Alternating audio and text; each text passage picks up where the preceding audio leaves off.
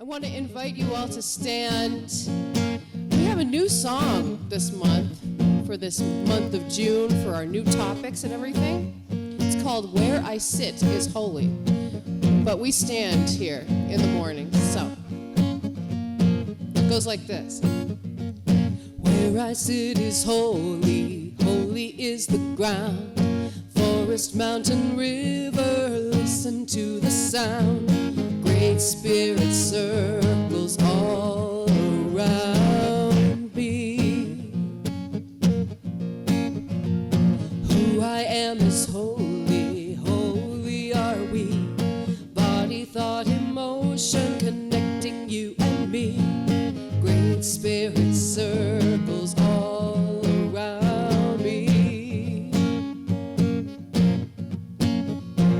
What I do is holy, holy is my way.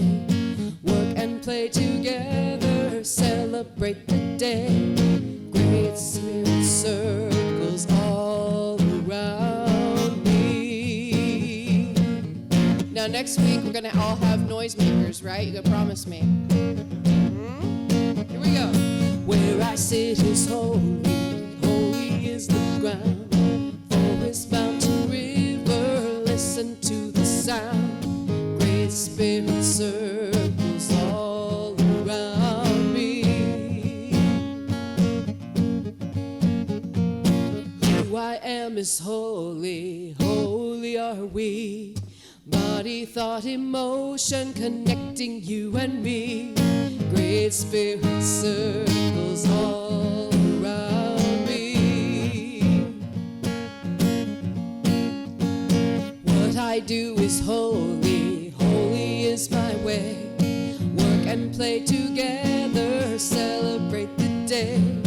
Great Spirit circles all around me. And let's say that last line together. Great Spirit circles all around me. Oh, such good medicine for the morning. Oh, yeah. Hello and welcome to June, everybody. My name is David Burke, and I'm your trustee on duty today. And on behalf of Reverend Donna and the Board of Trustees, I am privileged to welcome you to the Sonoran Desert Center for Spiritual Living.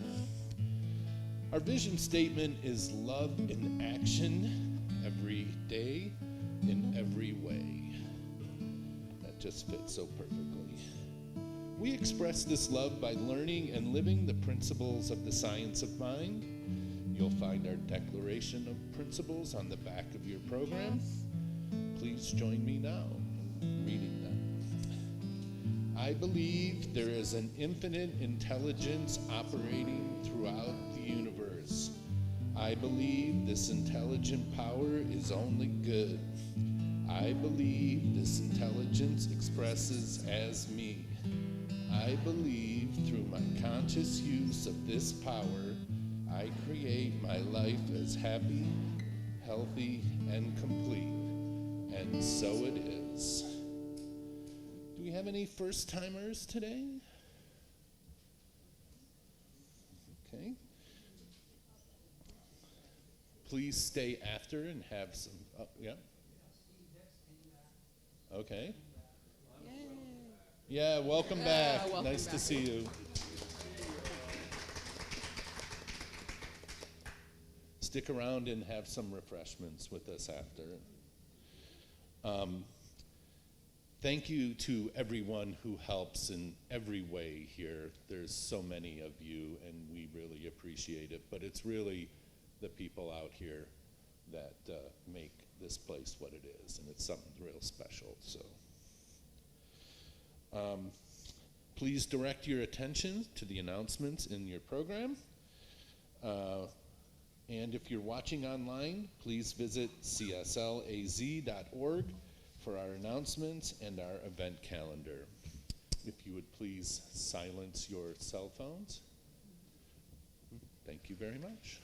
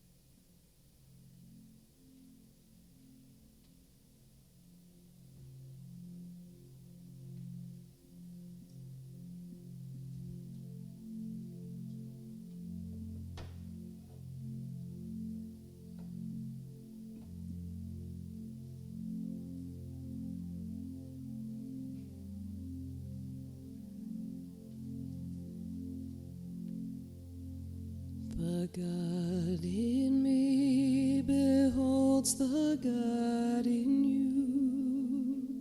It is all for our greatest and highest good.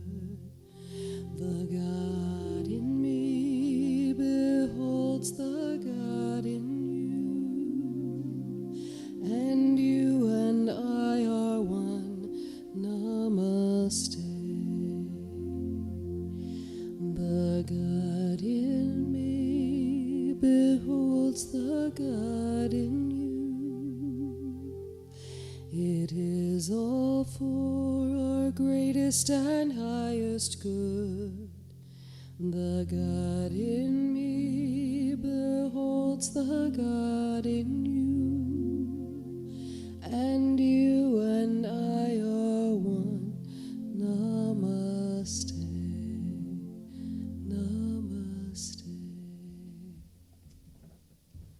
Good morning.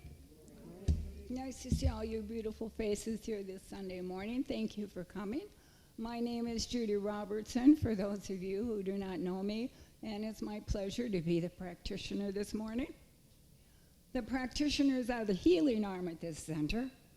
If you have anything causing you any kind of difficulty, no matter how large or small, you're welcome to fill out a prayer card and know that we will pray for you this coming week.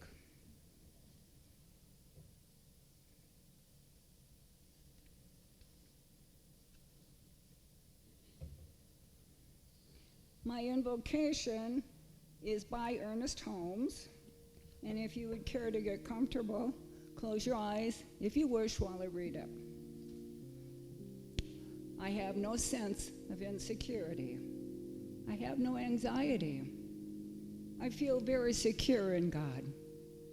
I know that I am guided, I am guarded, and I am loved. I have no anxious thought for tomorrow, for I know that when tomorrow comes, I will be guided to know exactly what to do. I have no regrets over the past. I have no anxiety over the future. I live today as though God is all there is, because God is all there is. There is no other power, there's no other presence, and there is no other life. And so it is. Namaste.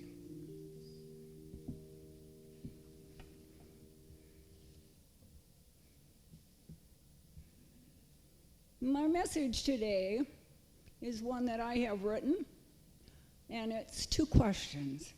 The first one is, what do I believe about God? And what is my relationship to God?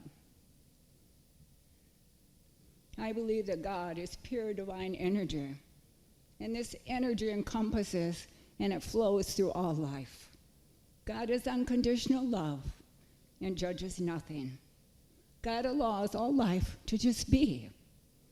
And I am a thought in the mind of God, made manifest into human form, that represents God here upon this earth. I know all things are possible if you have no doubt.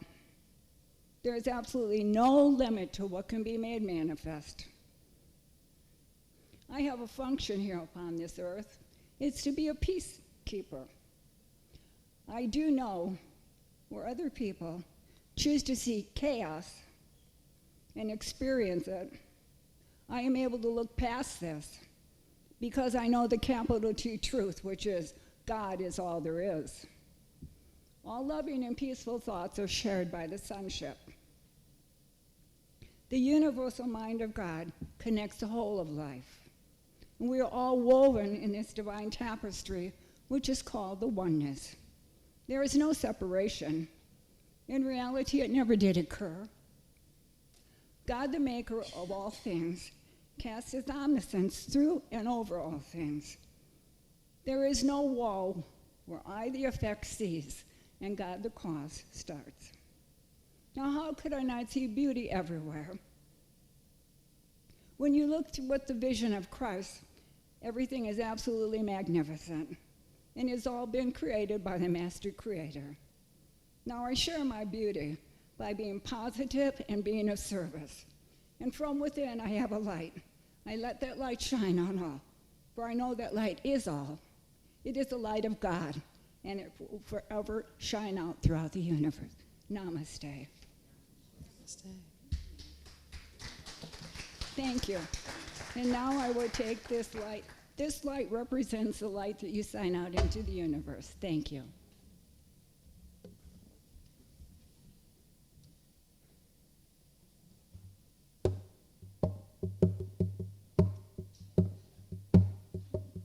When I was a girl each week, Sunday we would go to church, pay attention to the priest, and he would read the holy word, consecrate the holy bread, and everyone would kneel and bow. Today the only difference is that everything is holy now. Everything is holy now.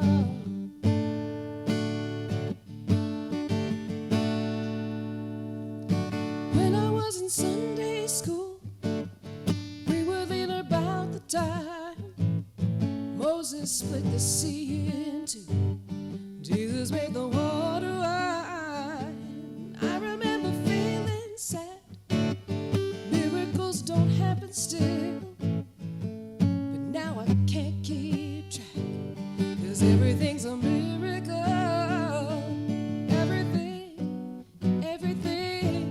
Everything's a miracle.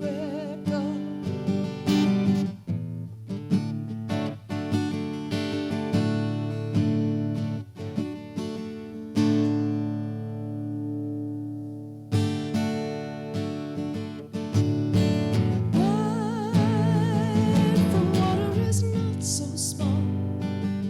Even better magic trick is that anything is here at all. So the challenging thing becomes not to look for miracles, but finding where there isn't one. When holy water's rare at best, barely wet my fingertips, now I have to hold my breath, 'cause I'm swimming in a sea of it. Used to be a world half there, heaven's second rate hand-me-down, but I'm walking with a reverent air, 'cause everything is holy now. Everything is holy now. Everything is holy now.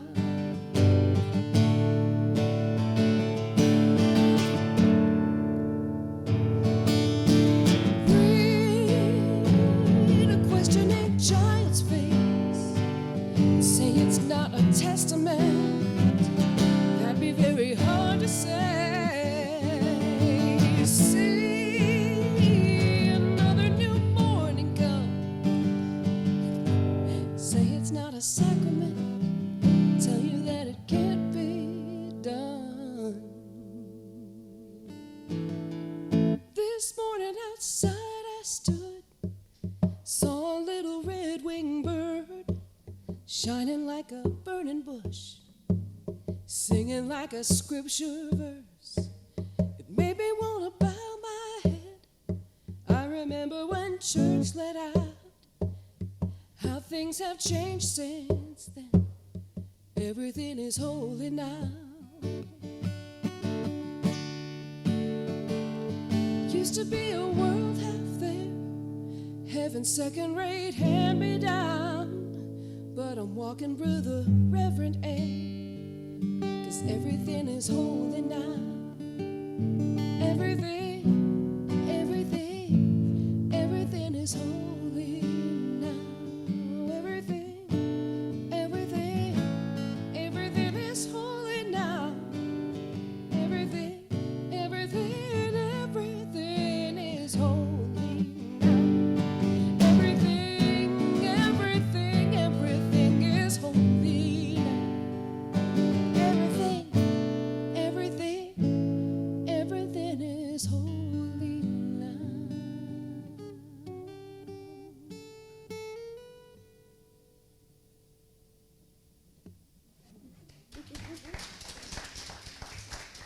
Thank you. Namaste.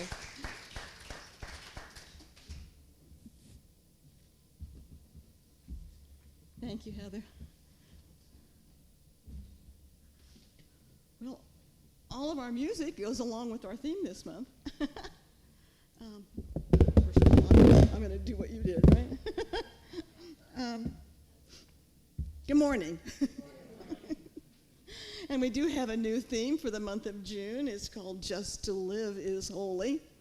And they're from the words of Rabbi Abraham Heschel. And he said, just to be is a blessing.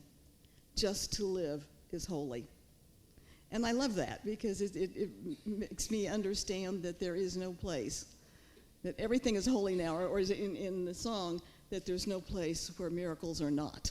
You know? And that's what our Science of Mind philosophy teaches. We learn that everything is God manifesting as that thing. So when we see the lizard that crosses our path as God manifesting as that lizard, then it becomes a holy encounter. And when we begin to see God in all things, even the saddest things, then those experiences become sacred. And I found this story, and I don't remember where, so I can't give credit, but it's told by a Yale University surgeon named Richard Seltzer, and this is his story in his words. I stand by the bed where a young woman lies, her face post-operative, her mouth twisted and palsy clownish. A tiny twig of the facial nerve, the one to the muscles of her mouth, has been severed. She will be like this from now on. The surgeon had followed with religious fervor the curve of her flesh, I promise you that. Nevertheless, to remove the tumor from her cheek, I had to cut the little nerve. Her young husband is in the room. He stands on the opposite side of the bed, and together they seem to dwell in the evening lamplight, isolated from me, private. Who are they, I ask myself, he and this wry mouth I have made, who gaze and touch each other so sweetly? Will my mouth always be like this, she asks. Yes, I say, it will be. It is because the nerve was cut. She nods and is silent. But the young man smiles. I like it, he says. It's kind of cute. All at once, I know who he is.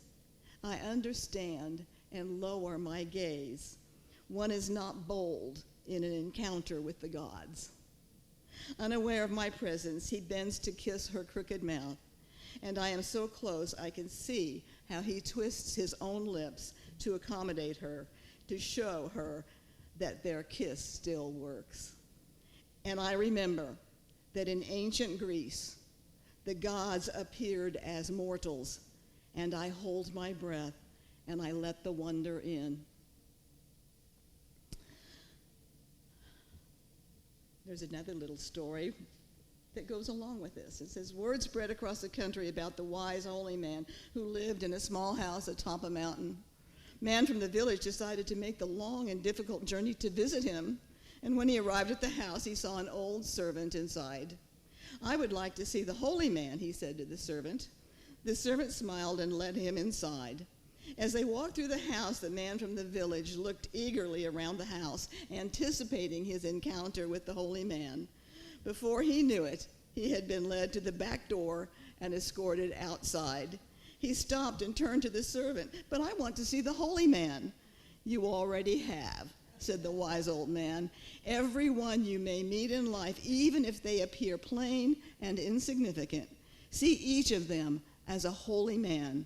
If you do this, then whatever problem you brought here today will be solved.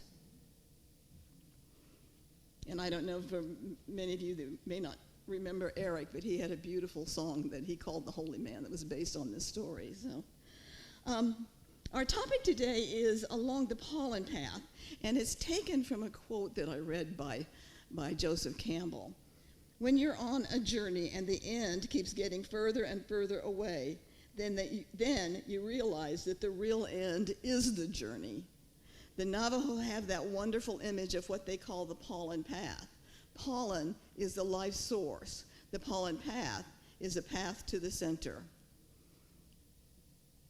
And I saw such similarities with the Navajo's pollen path and our own basic science of mind teachings, as everything being holy. So I wanted to compare them a little bit and do a little bit of Native American education, a little bit about them. Corn pollen is considered by the Navajo to be a sacred link to the divine, and it's used in rituals and ceremonies, much like the wafers and wine in the Christian communion serve as a symbol of taking Christ into your life. The pollen path is also known as the beauty way. The Navajo word for beauty, hosho, is more than a sensory quality that is pleasing to the eye or mind, the way we understand beauty.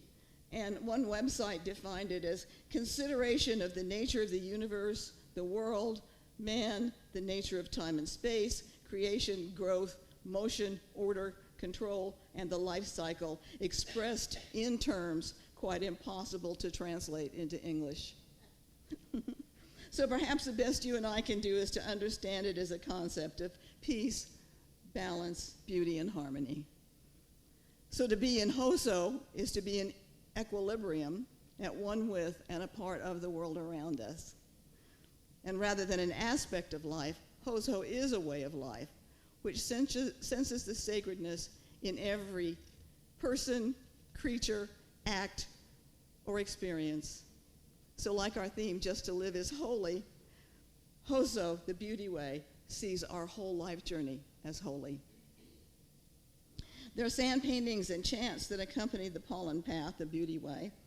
When someone desires to embark on a spiritual quest of self-discovery, the shaman or medicine man performs a ritual of a sand painting. And one such painting begins at the bottom edge with footprints, as if the individual is shown to ascend a cornstalk, which symbolizes his present spiritual path.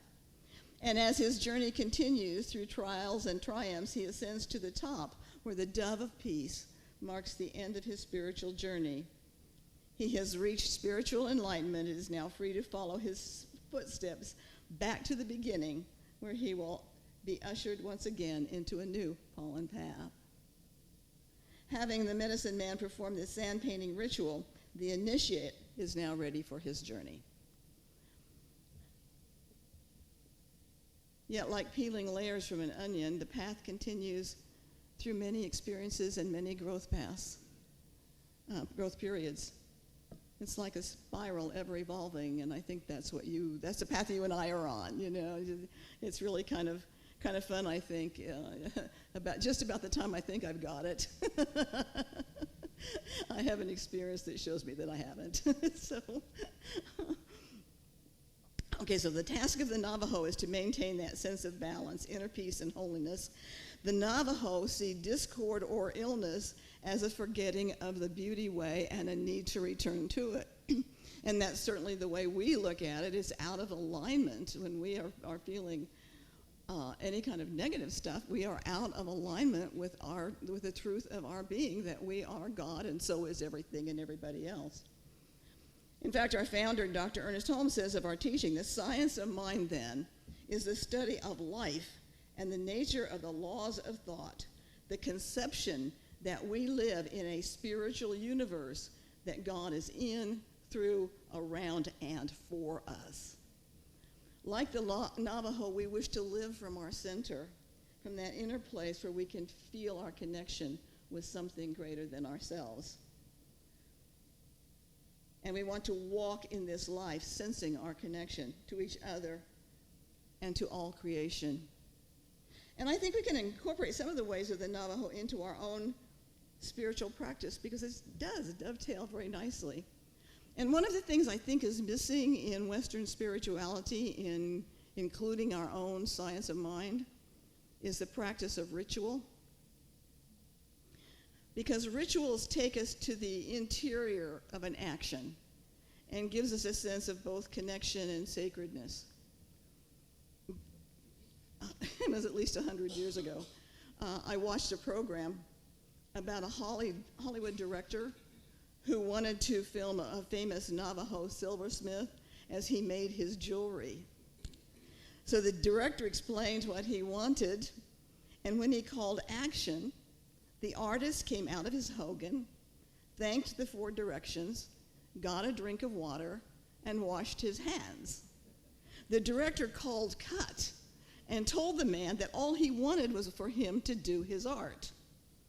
The artist said, yeah, he understood that, and the film began once again. And once again, the man came out of his hogan, thanked the 4 directions, got a drink of water, and washed his hands. And of course, the director was completely frustrated. But what he didn't understand was that in that artist's Navajo mind, there could be no art without the ritual. That the ritual of thanking the 4 directions, of drinking water, of hand washing, were all just as necessary to his art as silver and turquoise and his own talent. And I think that seeing the connection of one thing to everything else really gives us a sense of continuity and of interrelatedness. If we don't already have a ritual, I think a lot of us read the Science of Mind magazine or something spiritual in the morning and have a little meditation quiet time. But if we don't, perhaps thinking about some kind of ritual we can incorporate would be a good thing. The Navajo use corn pollen as a path to prayer and thanksgiving. They carry the pollen with them, most often in specially made bags. And when they cut a plant to be used as a healing medicine, they leave a bit of that corn pollen as a way of thanking the plant for giving of itself. And I think this kind of action helps us realize the give and take of the universe. Other tribes use tobacco instead of pollen, but the point is to give something when we take something, or to create some kind of exchange that puts our heart into the experience so that we live it, we interact with it, rather than just simply taking it for granted. I had a friend in Florida who was a hunter, and he only hunted for food that he would eat, and he never took more than he needed. And even though he was not Native American, he would always do a sweat before the hunt to honor the animal he would be hunting. And if his hunt was successful, he would do another sweat afterwards to thank the animal for giving its life. And he was in such balance with nature that I would say he knew the beauty way, and he walked the pollen path. And I love the idea of leaving something when we take something. You know, when I lived in Florida, there's not much you can give when you're at the beach and in a bathing suit. But when I found a shell that I chose to take with me, I would pull a hair or two and leave them where the shell was. So that was my way of giving back. And so the ocean gave me something of itself, and I gave the ocean back something of myself. And it does put you in a very different frame than simply just picking it up and sticking the shell in your pocket. And the exchange could be something as simple as saying thank you. You know, to bless the meal we're about to eat. Or it can be for something we generally take for granted, like a pretty flower in our garden or a hummingbird against the feeder, you know. I had a teacher, and he called, whenever he used the word God, he would use the word Papa. That was his name, Papa. And whenever he received anything, he would say, "Thank you, Papa." Well, he told us that in the day when gas station service attendants waited on you, one day when a young man brought back his change, he held out his hand and said, "Thank you, Papa." And the young man thought he was quite weird. And Dr. Holmes, in his treatment for health, would give thanks for perfect assimilation, perfect circulation, and perfect elimination. How often have we stopped to give thanks for our body functions? When we give back or when we give thanks, we're allowing ourselves to be part of this deep rhythm of life. We're aware of this grand connection, the oneness of God as it spills into the multiplicity of the universe. And we can more clearly see then that each interaction is sacred. The pollen path also serves as a reminder to never take for granted the beautiful hearts and souls who've helped us along our journey. And it can provide a sense of purpose knowing that we may be instrumental to someone else's growth. You and I have been touched by so many people who have helped to form who we are, what we think, how we act. And the Navajo are very aware of these connections and consider them holy. They are also aware that their own actions and beliefs affects the entire community, which necessitates living the pollen path. So when we live in beauty and harmony within ourselves, that is what we carry into our family, our friends, our acquaintances, the strangers that cross our path, everyone here in our center. I think you and I are so lucky to have found this teaching and are finding ways to put it in practice. And the spiritual practices that we borrow from other cultures only enhance our own understanding. I love that in our own teaching that we're encouraged to incorporate those things that are meaningful to us. And when we truly listen, there is a thread that runs through all sacred teachings. And it is, in whatever terms we may use, honoring the pollen path, honoring the beauty way. It is living from a state of peace and love and of understanding our connection, that we are all holy and that everything is sacred. As I said before, the Navajo people, besides their use of sand paintings and the use of corn pollen, have a series of chants or repetitious songs which they use to, again, remind themselves of their connection to the whole of life. So this morning's celebration song, I was so happy that I had never heard that one before. And it falls right in with, it sounds like a Native American chant, doesn't it? And then we're going to sing I'm So Grateful by Karen Drucker, which is another, seems like a Native American chant. And there is a chant of the pollen path. So I'm gonna read it. And as the Navajo uses the word beauty, let's think of their bigger picture of balance and serenity and sensing the oneness. So we're going to close out with the pollen path chant. In beauty may I walk, all day long may I walk, through the returning seasons may I walk, with grasshoppers about my feet may I walk, with dew around my feet may I walk, beauty in front of me, beauty behind me, beauty above me, beauty below me, beauty all around me. I walk in beauty. In the house of long life, there I wander. In the house of happiness, there I wander. Beauty before me, beauty behind me, beauty above me, beauty below me, beauty all around me. In old age traveling, with it I wonder. On the beautiful trail I am, with it I wonder. On the trail marked with pollen I walk. In beauty it is begun. In beauty it is finished. Aho. Thank you. Namaste.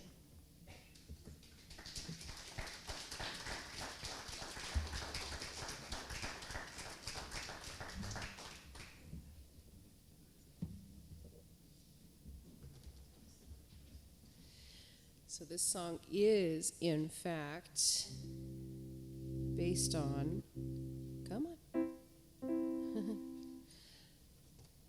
It is, in fact, based on that the Navajo beauty chant.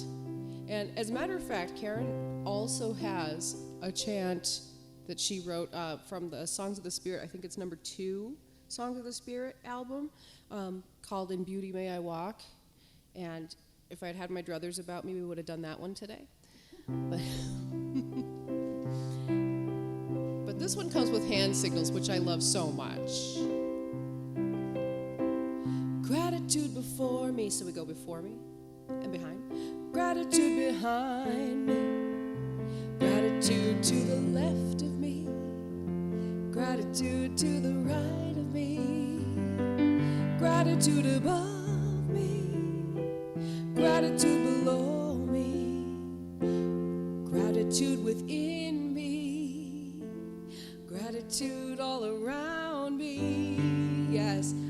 so grateful. I'm so grateful.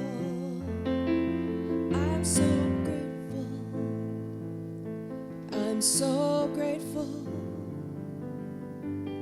Yeah. Gratitude before me, gratitude behind me, gratitude to the left of me, gratitude to the right of me, gratitude above me, gratitude below me, gratitude within me, gratitude all around me. I'm so grateful.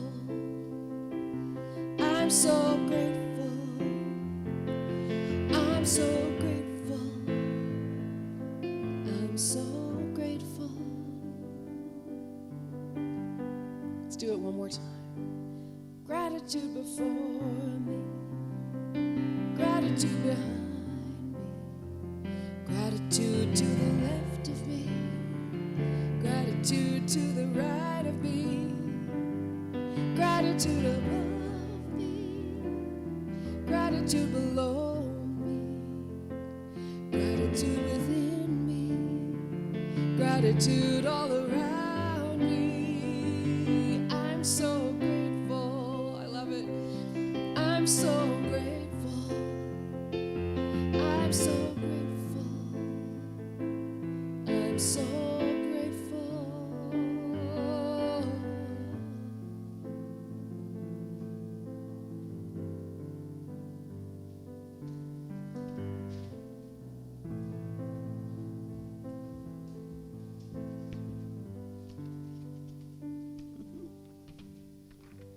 Okay. It's time for our offering.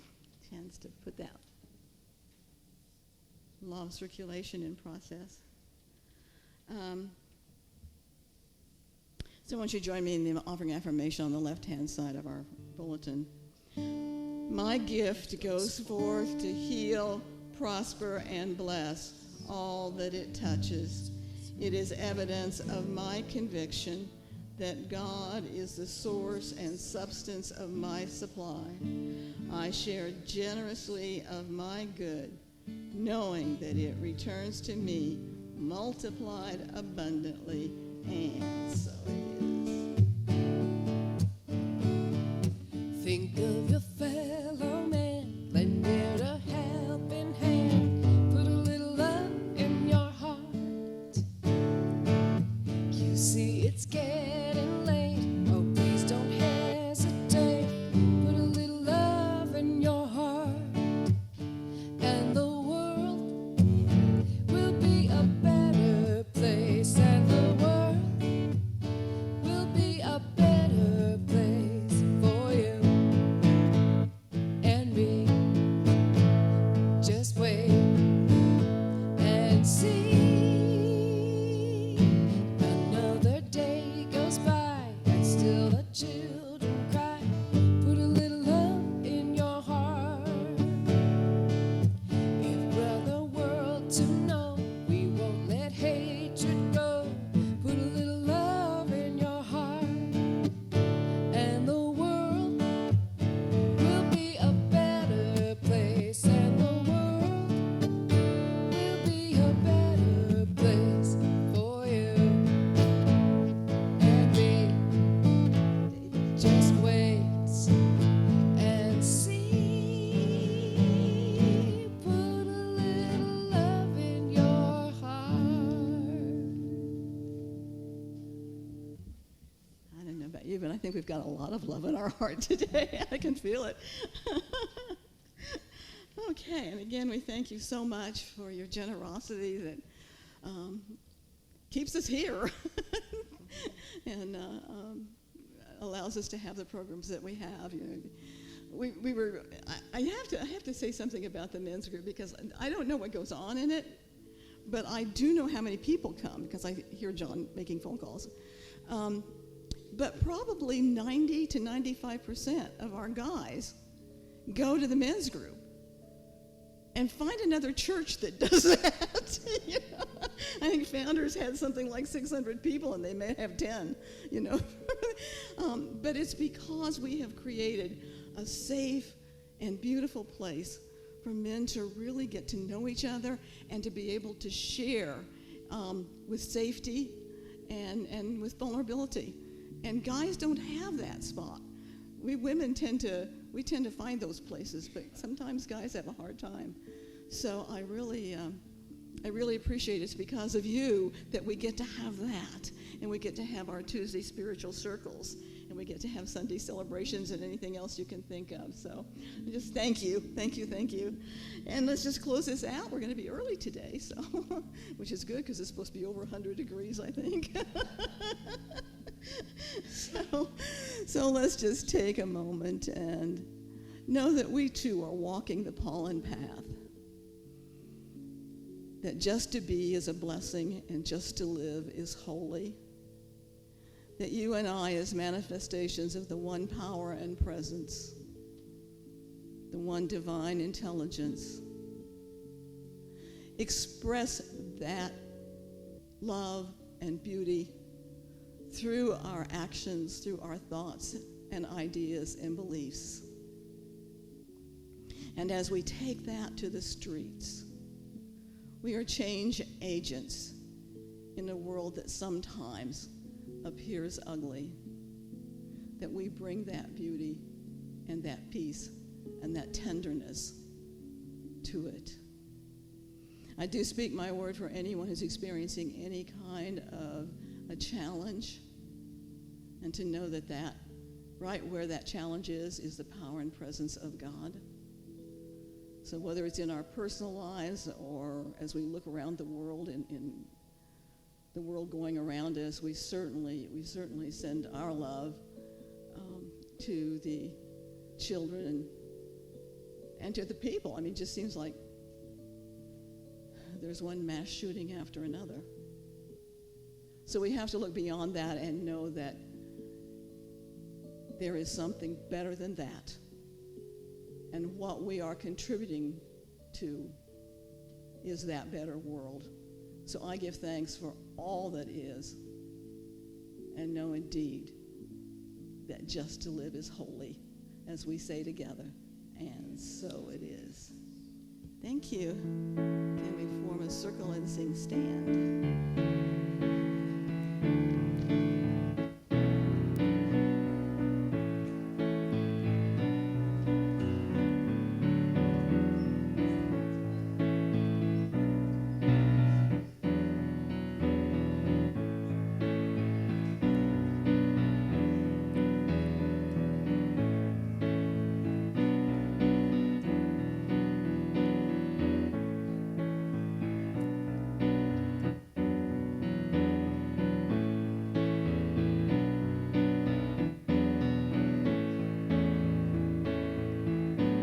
So let there be peace. I am a stand for peace. Let there be love. I am a stand for love. Let there be joy. I am a stand